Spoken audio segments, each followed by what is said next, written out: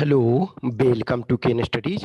CAPF AC 2020 का जिनका भी पीएसटी पीईटी एमएसटी का कॉल लेटर आ चुका है, जिनका भी डेट आपको मिल चुका है, वो उनका कुछ इशू था डेट एक्सटेंशन का और कुछ रिलेटेड टू मेडिकल एस्पेक्ट्स के थे। ठीक है, तो उसके बारे में मैं बता रहा हूँ। इस वीडियो में मैं डिस्क्राइब करूंगा कुछ चीजें जो आपको जाननी चाहिए। ठीक है, तो देखो, जिनका भी डेट एक्सटेंशन, सबसे पहले डेट एक्सटेंशन का इशू है, तो आपको डेट एक्सटेंशन जो है, अब डेट अलाउ किया गया है, तो वो ऐसा नहीं है, लास्ट टाइम भी हर बार होता है, कुछ कैंडिडेट के पास जेन्युइन रीजन होते हैं।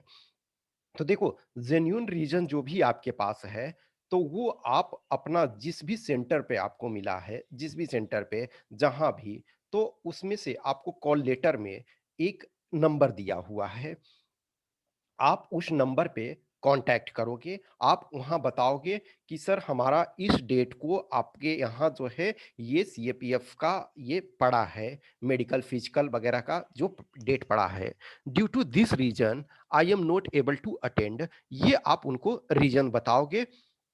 तो आपको वो सुटेबली, अब आपके पास मान के चलो जैसे एक कैंडिडेट थे, उनका एसएसबी का सपोज था, एसएसबी का डेट पड़ा हुआ है, तो आप ये बताओगे, या किन्हीं का मान के चलो एकेडमिक एग्जाम है, अब सपोज आप पोस्ट ग्रेजुएशन कर रहे थे या जो भी, तो उसमें से है कि ठीक है हमारा एक दिन का एग्जाम है या ये, तो वो एक्सटेंशन देखो शुरू में आप कर देते हो, तो ये एक्सटेंशन आसान होता। मेरे साथ जब हुआ था तो मैंने तो एग्जाम छोड़ना मुझे पड़ा था, लेकिन वन टाइम जो था मैंने एग्जाम दे दिया, लेकिन उसमें बहुत मशक्कत मुझे करना पड़ा एनी हाउ, लेकिन एक्सटेंशन वो मिल गया था। ठीक है, तो यहाँ सबके साथ ये होता है कि आपको एक्सटेंशन यदि जेन्यून रीजन है, तो जेन्यून रीजन के साथ साथ आप डॉक्यूमेंट्री एविडेंस आप प्रेजेंट आपको करना पड़ेगा। यहाँ देखो, गवर्नमेंट जॉब में क्या होता है कि ये, हाँ आपका ये राइट नहीं है, लेकिन ये किया जाता है। अब ये बोलोगे कि हमको एक्सटेंशन करें ही, ये आपका राइट नहीं है। लेकिन सपोज मान के चलो कि आपका सब ग्रेजुएशन ग्रेजुएशन आप ऑलरेडी किए हुए हो, तभी आप यहाँ जा रहे हो, पोस्ट ग्रेजुएशन है, तो ये वो उनके मर्जी पे है, वो परमिट लेकिन कर देते हैं, ये आपका ठीक है। एसएसबी वगैरह है या फिर किसी का हायर एग्जाम उस ढंग का कोई भी है, या एक्सेप्शनल सर्कमस्टांसेस किसी के पास आ गया है, तो आप जेन्यून जो है डॉक्यूमेंट्री एविडेंस दोगे, तो वो एक्सटेंशन कर देंगे। तो जहां आपका सेंटर पड़ा है, वहां आपको बात करना है, वो उनके पास ये बताओगे, तो वो कर देंगे। अब लेकिन कुछ चीजों का है, जैसे आप किसी के फ्रेंड में, फैमिली में मैरिज वैरेज ये सब का मत देना, ये इस चीज में नहीं करते हैं। तो आप जो जेन्यून रीजन है एग्जाम्स वगैरह, और देखो यदि आप एक गेस्टेड ऑफिसर बनना चाहते हो, तो पेटी इशूज को इग्नोर करो। यदि जेन्यून है कि मान के चलो कुछ जगह एग्जाम होता है कि आज हम नहीं दिए तो 2 महीने बाद हो सकता है, या तो उस ढंग से है, तो उसमें आप बेटर है कि इस डेट पे ही जाओ। लेकिन जहां है कि हमारा 6 मंथ का डिले हो जाएगा, 1 ईयर का डिले हो जाएगा, या फिर कोई कम्पिटिटिव एग्जाम का आपने फॉर्म भरा हुआ है, उसका एग्जाम पड़ रहा है उस बीच में, तो आप नो डाउट अप्लाई करो प्रॉपर तरीका से। ठीक है, अदर एस्पेक्ट कुछ ये है कि जब आप देखो वहां जाते हो, तो सबसे पहले क्या करते हैं, पीएसटी फिजिकल स्टैंडर्ड टेस्ट ये मेजर करते हैं। अब देखो, कुछ का जेन्यून रीजन था कि हमारी हाइट जो है, कुछ कैंडिडेट का था कि कहीं मापता हूं तो 165.8 आ रहा है, कहीं मापता हूं तो 166 आ रहा है।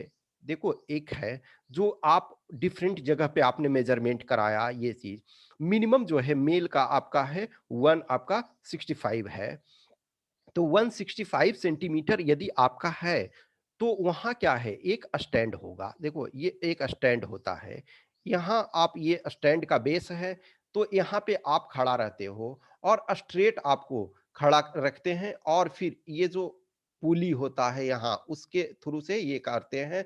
तो उसमें देखेंगे ये बना हुआ है, इसमें मीटर फीट फीट ये सेंटीमीटर सेंटीमीटर में ये बना हुआ है।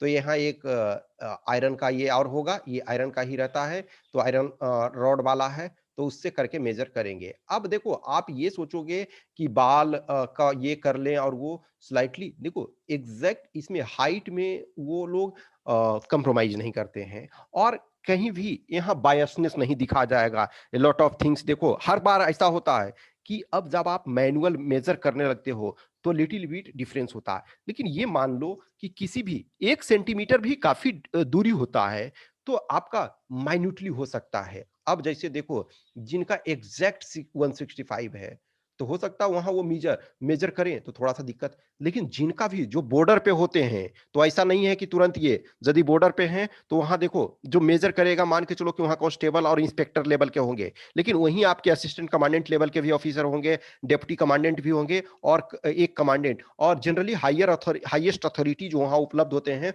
वो डीआईजी होते हैं, ठीक है? जनरली जो होते हैं हाईएस्ट अथॉरिटी बोर्ड के, वो डीआईजी होते हैं। अब इधर मैं नहीं कह सकता हूँ, लेकिन मैं दोनों बार जब गया हूँ, तो वहाँ डीआईजी लेवल के ऑफिसर।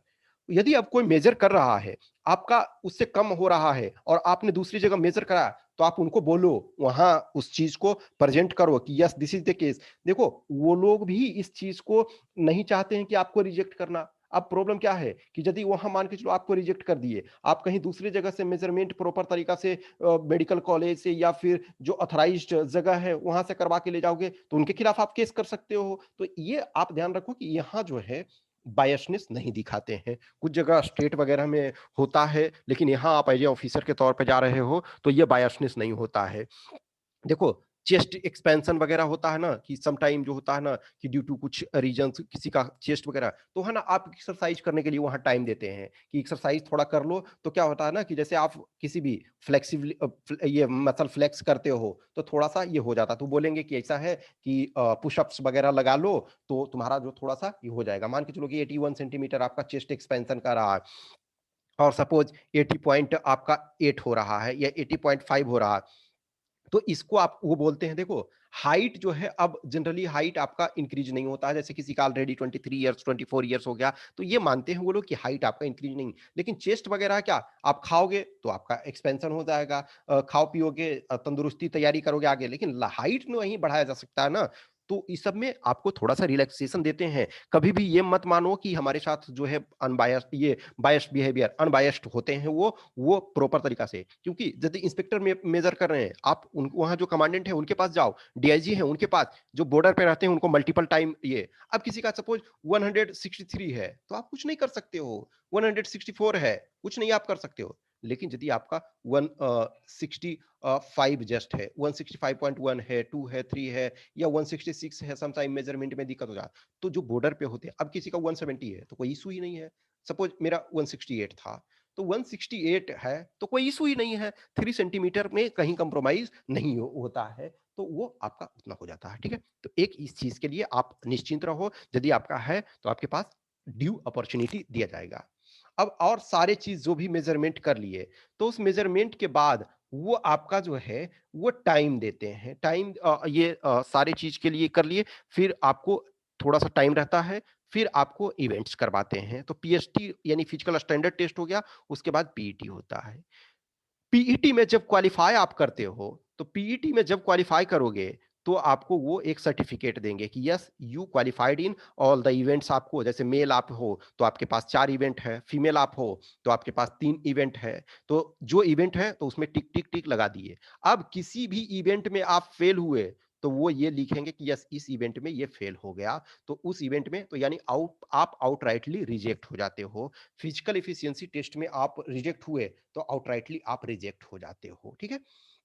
तो पहले पीएचडी कर लिए, जो भी वहाँ इश्यू है वो सॉल्व हो गया। फिर उसके बाद पीईटी आपको करवाए। पीईटी में यदि चारों इवेंट्स में आप पास हो, तो वहाँ जो भी है कमांडेंट का साइन रहेगा या डीआईजी का व्हाट्सोएवर, जनरली कमांडेंट का साइन रहता है, वो आपको ओके कर दिए। यदि आपको जो भी जैसे मान के चलो लॉन्ग जंप वगैरह है, सारे का वीडियो रिकॉर्डिंग चलते रहता है, टाइमिंग वगैरह, यदि आपको कन्फ्यूजन होता है कि यस हम कूद गए हैं ये, तो वो आपको रिवाइंड करके दिखाएँगे, ऐसा नहीं है। देखो ऑफिसर वाले में मैं बताया ऑलरेडी कि कांस्टेबल वगैरह में रहते हैं तो भीड़ रहता है, तो उस भीड़ में वो आप क्लेम कुछ नहीं कर। यहाँ ऑफिसर्स में लिमिटेड नंबर ऑफ कैंडिडेट होते हैं और वो भी आप यूपीएससी जैसे प्रेस्टिजियस इंस्टीट्यूट के संस्था के जो ऑर्गेनाइजेशंस के, ठीक है, वो उससे पास आप होकर के आए हो, तो आपको ड्यू मौका दिया जाता है। तो एक बार आपका पीईटी हो गया, तो आपको वो एक सर्टिफिकेट देंगे कि यस आप पीईटी में क्वालिफाई कर गए हो।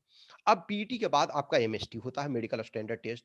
तो मेडिकल स्टैंडर्ड टेस्ट देखो, जैसा कि है कि 2 से 3 दिन, जिस दिन फिजिकल आपका होगा, उसी दिन मेडिकल का प्रोसेस आपका स्टार्ट हो जाएगा। तो डिपेंडिंग ऑन 2 से 3 दिन आपको लगता है, जनरली 3 दिन लगता है कि उस दिन आपका कुछ इवेंट हो गया, फिर उसके अगले दिन।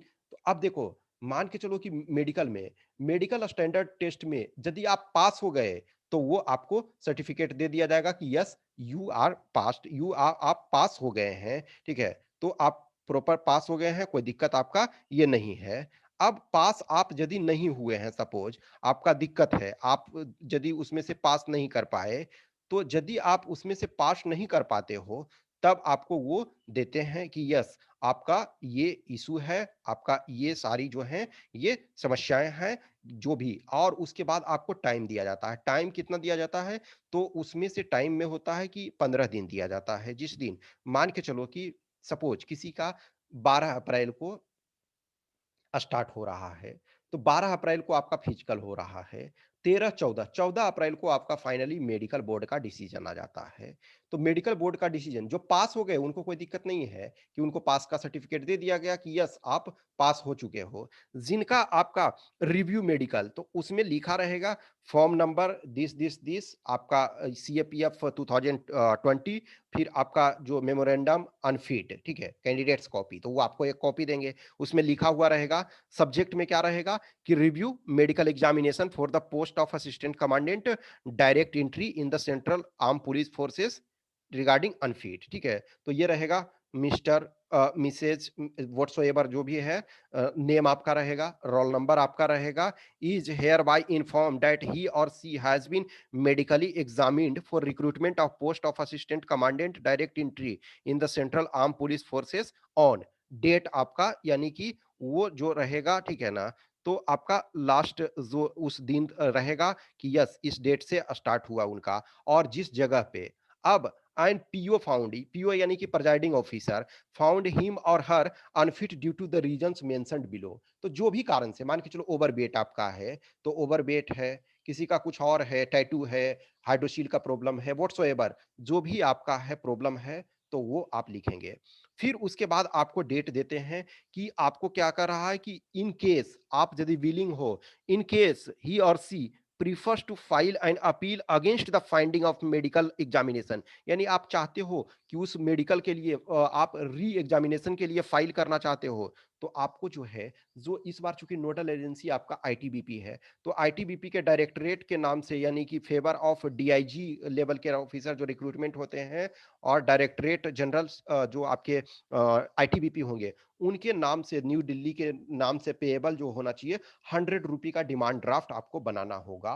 तो 100 रुपी का डिमांड ड्राफ्ट एक बनवाओगे, और उसको क्या करोगे कि जो मेडिकल दूसरा नेसेसरी मेडिकल सर्टिफिकेट आपको प्राप्त करना पड़ेगा। मान के चलो ना, जस्ट एग्जांपल लो कि आप ओवरवेट थे, ओवरवेट आप 10 केजी थे, तो आपको 15 दिन के अंदर जो भी है भेजना पड़ेगा मेडिकल एग्जामिनेशन, ये एक सर्टिफिकेट बनवा करके और एक डिमांड ड्राफ्ट लेकर के कि यस, जो इनका ओवरवेट है वो काफी कम हुआ है, और कमिंग डेज में वो पूरा ये इनका कम हो जाएगा। तो मेडिकल री मेडिकल जो जनरली है, सम टाइम देखो री मेडिकल 20 ये 1 महीना कम से कम लग जाता है। 1 महीना आपको री मेडिकल, जिस दिन जैसे देखो अप्रैल में आपका हो रहा है, अप्रैल एंड तक आपका ये है, जो अप्रैल एंड में समाप्त हो जाएगा। अप्रैल मीन्स ये में 12 से स्टार्ट हो रहा है, तो आपका जल्दी ही समाप्त हो जाएगा। तो वो जब आपका फिनिश हो गया, तो 1 महीने बाद करीब, डिपेंडिंग ऑन, कभी 1 महीना होता है, कभी 1.5 महीना होता है, उसके बाद रीमेडिकल के लिए। या मान के चलो ना, किसी का सपोज कोई ऑपरेशन, माइनर सा ऑपरेशन करवाना था,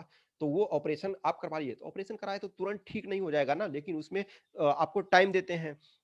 अब ऑपरेशन कोई कराया तो तुरंत ठीक, वो ठीक नहीं हुआ, लेकिन वो डॉक्टर देखेंगे कि यस, इसने ऑपरेशन करा लिया है, डॉक्टर लिख करके देंगे कि यस, इसने ऑपरेशन करा लिया है, ही इज नाउ ओके। अब किसी का भी जो भी इशू है, तो वो आप डिमांड ड्राफ्ट के साथ विद इन 15 डेज आप भेज दोगे, और उसके बाद फिर वो रीमेडिकल के लिए बुलाएंगे। तो रीमेडिकल में देखेंगे कि यस, आपका इशू जो है, जैसे ओवरवेट, मान के चलो आप 15 केजी थे या 10 केजी थे, तो देखा कि यस, इसने कम किया है, काफी कम किया है, और कमिंग डेज में और उसको कम कर लेगा, तो आपको फिर फिट कर दिए। या जो भी है, ऑपरेशन आपने करवा लिया, तो उस ऑपरेशन को करवाया, तो वो ऑपरेशन आपका अब ठीक है, कि मान के चलो कि ये ठीक हो जाएगा, तो इसका मतलब है वो बुला लेंगे, ठीक है, तो आपको अलाउ कर देते हैं। अब देखो, कुछ का सपोज आपको कोई ऑपरेशन करवाना है, तो इस समय तो ऑपरेशन नहीं करवा सकते हो, सपोज रनिंग आपको करना है, सारी एक्टिविटी करना है, तो इस समय आपको ऑपरेशन नहीं। लेकिन चूंकि आपको 15 डेज का टाइम मिलता है, तो वो उसमें क्या करो कि अभी जो आपका प्रॉब्लम है, एक बार आप अपने डॉक्टर से कंसल्ट कर लो। देखो, जब कुछ फी मान के चलो लगता है, 1000-2000 रुपया खर्च होता है, तो ये चीज़ मत देखो। मैं बहुत सारे कैंडिडेट को देखता हूँ कि वो इस जॉब में भी जाना भी चाहते हैं गैजेटेड ऑफिसर, और आप 1000-2000 रुपये के लिए ये देखो नहीं देखो। मैं यही ये ऐसा नहीं है कि मैं सबका, कुछ ऐसे कैंडिडेट 1-2 होते हैं जो कि देखते हैं कि नहीं, मैं बाद में ही। यदि आपको सपोज़ ना कोई ऑपरेशन करवाना है माइनर सा, सपोज किसी का हाइड्रोसील का प्रॉब्लम है, ये टेस्टिकल का प्रॉब्लम है, तो वो क्या है कि डॉक्टर के पास जाओ, डॉक्टर से कंसल्ट कर लो कि यस हमारा इस दिन है, हम इसमें रिजेक्ट होने का हमारा चांसेस है, और ये हम जो जो जो टेस्ट है, सपोज वो ब्लड टेस्ट करवाते हैं, यूरिन टेस्ट करवाते हैं, या फिर आपका और कोई जांच वगैरह ये जो भी करवाते हैं, तो वो जांच जो भी 1000-2000 लगता है वो पहले करवा करके रखो, कि यदि जिस दिन आपको मेडिकली, देखो बहुत सारे चीज़ों में पता रहता है कि हमें रिजेक्ट किया जा सकता है इसमें, लेकिन हमको री मेडिकल में ये वाला, जैसे अब बहुत सारा का क्या रहता है ना कि हम रिटर्न जब तक क्वालिफाई, देखो बहुत सारे बॉडी के जो पार्ट होते हैं, कुछ ऐसी चीज़ें होती है जिसमें कोई ज़रूरी नहीं है करवाना, वो आप नॉर्मल एक्टिविटी कर रहे हो, लेकिन वहाँ यदि आपको अ, ये करते हैं तो वो वहाँ स्टैंडर्ड डिफरेंट खोजते हैं। तो बहुत सारे कैंडिडेट होते हैं कि ठीक है, एक बार हमारा रिटेन क्वालीफाई कर जाएगा, और जो मेडिकल में मैं जाऊँगा, किसी और दूसरे कारण से रिजेक्ट ना करें, ये वाला एक नॉर्मल रीज़न है।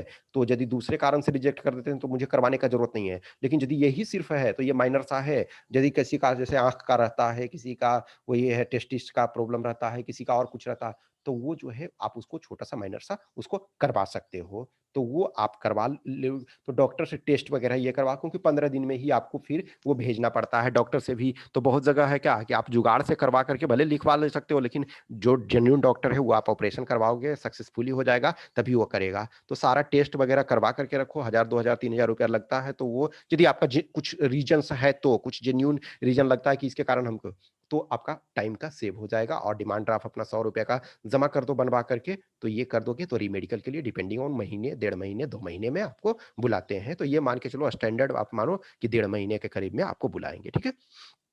तो ये कुछ चीजें हैं जिनको भी कुछ भी क्वेश्चंस क्यूरी फिर भी रहता है, तो आप हमें व्हाट्सएप नंबर 8527146498 पे संपर्क करना, या फिर टेलीग्राम नंबर 7404909669 पे। और आप फिजिकल वगैरह ये करते रहो, जो कुछ माइनर सा होता है उसको आप ठीक है उसके लिए रेडी रहो, लेकिन अदरवाइज पॉजिटिव एटीट्यूड को लेकर के करते रहो प्रिपरेशन। Okay, thank you.